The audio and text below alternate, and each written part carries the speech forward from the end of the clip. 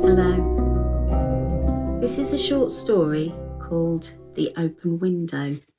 It's by a British author, Hector Hugh Munro, who was also known by his pen name Saki. And it was first published in 1911. "My aunt will be down presently, Mr. Nuttall," said a very self-possessed young lady of 15. "In the meantime, you must try and put up with me." Frampton Nuttall endeavoured to say the correct something which should duly flatter the niece of the moment without unduly discounting the aunt that was to come. Privately, he doubted more than ever whether these formal visits on a succession of total strangers would do much towards helping the nerve cure which he was supposed to be undergoing. "I know how it will be," his sister had said when he was preparing to migrate to this rural retreat. "You will bury yourself down there and not speak to a living soul, and your nerves will be worse than ever from moping. I shall just give you letters of introduction to all the people I know there. Some of them, as far as I can remember, were quite nice." Frampton wondered whether Mrs. Sappleton, the lady to whom he was presenting one of the letters of introduction, came into the nice division. "Do you know many of the people round here?" asked the niece, when she judged that they had had sufficient silent communion. "Hardly a soul," said Frampton. "My sister was staying here at the rectory some 4 years ago, and she gave me letters of introduction to some of the people here." He made the last statement in a tone of distinct regret. "Then you know practically nothing about my aunt?" pursued the self-possessed young lady. "Only her name and address," admitted the caller. He was wondering whether Mrs. Sappleton was in the married or widowed state. An undefinable something about the room seemed to suggest masculine habitation. "Her great tragedy happened just 3 years ago," said the child. "That would be since your sister's time." "Her tragedy?" asked Frampton. Somehow, this restful country spot seemed out of place for tragedies. "You may wonder why we keep that window wide open on an October afternoon," said the niece, indicating a large French window that opened onto a lawn. "It is quite warm for the time of year," said Frampton. "But has that window got anything to do with the tragedy?" Out through that window, 3 years ago to the day, her husband and her 2 young brothers went off for their day's shooting. They never came back. In crossing the moor to their favourite snipe shooting ground, they were all 3 engulfed in a treacherous piece of bog. It had been that dreadful wet summer, and places that were safe in other years gave way suddenly, without warning. Their bodies were never recovered. That was the dreadful part of it." Here, the child's voice lost its self-possessed note and became falteringly human. "Poor aunt always thinks that they will come back some day. They and the little brown spaniel that was lost with them, and walk in at that window just as they used to do. That is why the window is kept open every evening until it is quite dusk. Poor dear aunt.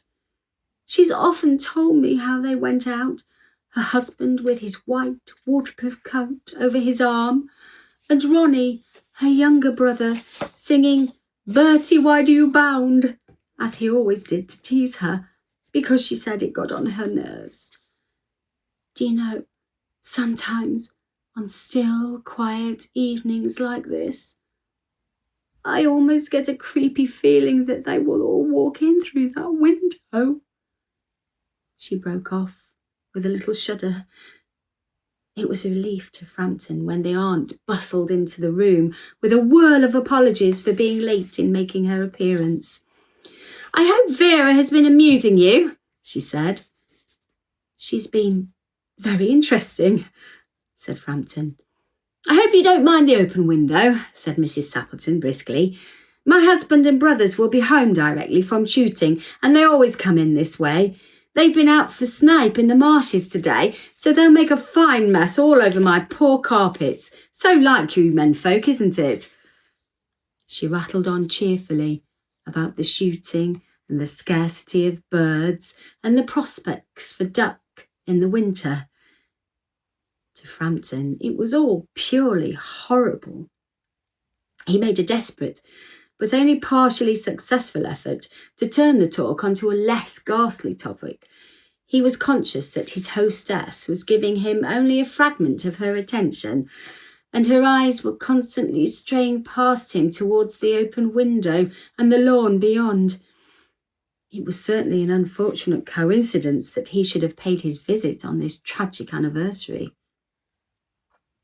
The doctors agree in ordering me complete rest, an absence of mental excitement, and avoidance of anything in the nature of violent physical exercise, announced Frampton, who laboured under the tolerably widespread delusion that total strangers and chance acquaintances are hungry for the least detail of one's ailments and injuries, their cause and their cure.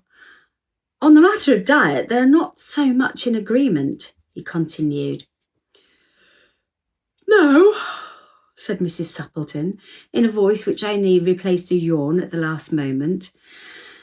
Then she suddenly brightened into alert attention, but not to what Frampton was saying. Here they are at last, she cried, just in time for tea. Don't they look as if they were muddy up to their eyes? Frampton shivered slightly and turned towards the niece with a look intended to convey sympathetic comprehension. The child was staring out through the open window with a dazed horror in her eyes. In a chill shock of nameless fear, Frampton swung round in his seat and looked in the same direction. In the deepening twilight, 3 figures were walking across the lawn towards the window. They all carried guns under their arms, and one of them was additionally burdened with a white coat hung over his shoulders. A tired brown spaniel kept close at their heels. Noiselessly, they neared the house, and then a hoarse young voice chanted out of the dusk. I said, Bertie, why do you bound? Frampton grabbed wildly at his stick and hat. The hall door, the gravel drive, and the front gate were dimly noted stages in his headlong retreat. A cyclist coming along the road had to run into the hedge to avoid imminent collision. Here we are, dear, said the bearer of the white mackintosh, coming in through the window. Fairly muddy, but most of it dry. Who was that who bolted out as we came in? A most extraordinary man, a Mr. Nuttall, said Mrs. Sappleton.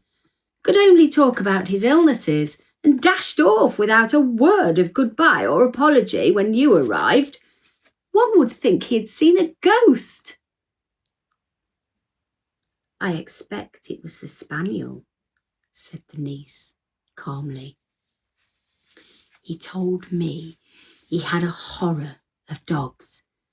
He was once hunted into a cemetery somewhere on the banks of the Ganges by a pack of pariah dogs and had to spend the night in a newly dug grave with the creatures snarling and grinning and foaming just above him. Enough to make anyone lose their nerve. Romance at short notice was her speciality.